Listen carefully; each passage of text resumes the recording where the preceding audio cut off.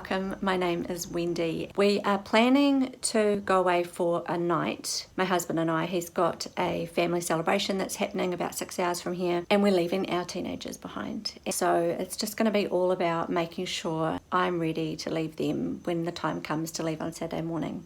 So I've just finished working for a few hours. It's only 10:30 in the morning and I feel like it's halfway through the day. So I'm just going to think about the things that I need to do to get away. I've got to make sure the kids have got enough food.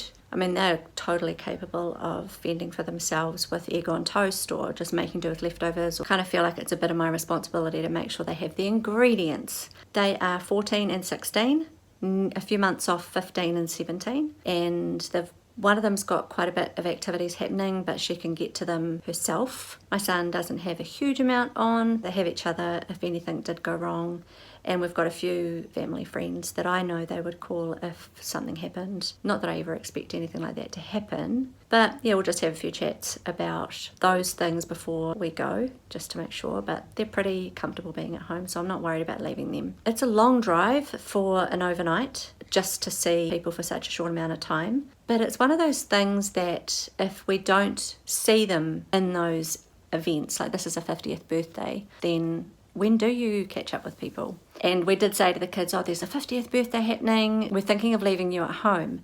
And they literally like, phew, thank goodness, we really didn't want to go. And it's easier, just the two of us. Majority of the people there are adults that they don't even know. Also, another thing for leaving them behind is that they can look after the animals and I don't have to worry about house sitters or getting the dog minded by anybody. So I'm excited about it. I love a road trip. I love the way I can get out of the house and I don't have to worry about dishes, meals, cooking, laundry. But there is this work, this side of it, that doesn't have to be, you know, like they say sometimes getting away is harder than actually being away. You know, like, is it worth it? And so I'm going to do what I can, keep it minimum. I'm not going to stress about the house being tidy. I'm one of those people who likes to leave the house tidy. Not like tidy as in immaculate, just picked up. But this time I'm not even going to worry about that because the kids are here. Another bonus that's happening is my husband's been given a voucher. So we get to go out tonight to a restaurant that I've eaten at quite a few times. The children have got youth group on tonight, so we're around to do the drop off or the pick up for that. We do carpool with another family. And we are going to go out for dinner while they're out. So I'm just going to do pizza for them or something very simple so I don't have to do much stress on the cooking department. So I'm going to make that end of the day easy. And I just want to be ready to go in the morning. We're not going to leave super early. We're just going to get up and head off about 8:30, 9 o'clock. But I'm just going to bring you along for the ride today. Just getting ready and the things I have to prepare. Maybe the things that I might have to look into to make sure the weekend goes smoothly back home. Okay, so I've come out to the kitchen and I'm writing up my little list of what I need to do to make sure I've got everything to go away. If I need to go uptown and get anything, you know, purchase anything, and to make sure I don't forget anything. And my biggest issue is making sure I know what I'm going to wear for the 50th. I just want to make sure that I'm organised and I don't arrive there and I forgot my shoes or something like that. So that is actually my priority today, to make sure that I've got what I need to be able to arrive somewhere after 6 or 7 hours driving or 8 hours traveling, and that I can have a shower, freshen up and be ready to mix and mingle and meet people that I haven't met or haven't seen in a very long time. I think the kids are going to be absolutely fine. I'm not even stressed about them. I need to make sure that I've got my dress, my tights, my shoes, things like that. And I don't forget my makeup or my hairdryer. You know, the important things. Make sure we've booked for dinner tonight so that we can go out and have some dinner together. Anyway, just working out the priorities, making lists, checking them twice. Okay, so I'm at the tail end of the day and it's 5:30. Children are eating pizza. I think we're ready. We just found out that we have to wear a mask to this party, right? I reckon a COVID mask. And what? We can both get those COVID masks because that'll be funny. No. Oh, but it's her 50th. You want to kind of do something that's special.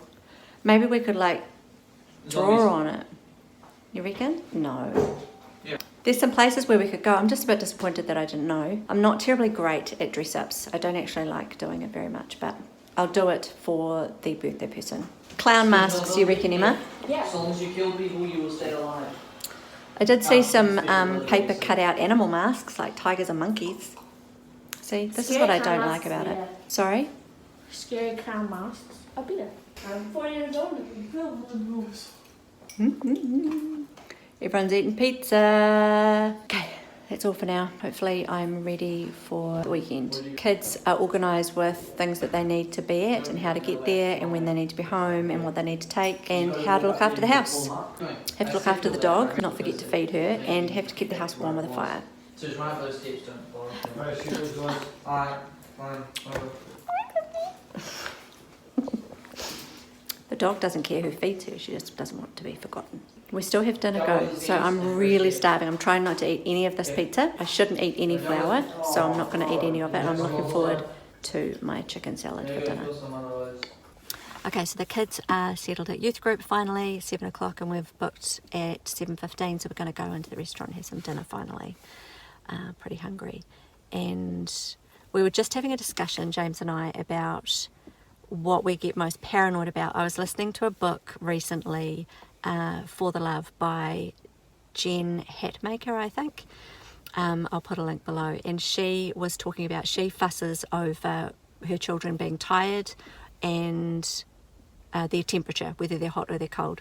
And so we're going away and we're leaving these teenagers and we're thinking, what do we fuss about as parents? And for me, it's safety, like keeping them safe from other people. Like, you know, for my daughter, it's predators. For my son, it's from being beaten up. That's a big one for me. And food, because I'm sitting here fussing about whether they're going to have enough food for the weekend. And actually, they're never going to starve. There's so much food. And we were trying to, what would be your, you said sleep.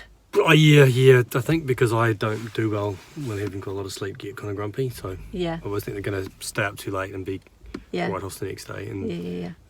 they always stay up late and they seem fine. Yep. So. And when we're away, we don't get a say in it. So we just got to leave them to it. But And turning off lights and locking the house up. locking the house, turning off lights, not wasting power. Keeping the fire going. Yeah, stuff like that. Looking forward to dinner, end of a day. We're ready for the weekend and we're hoping we have a good one. I'm hoping that you've enjoyed this video. If you've got any questions, stick them in the comments down below and I will see you next time. Bye for now.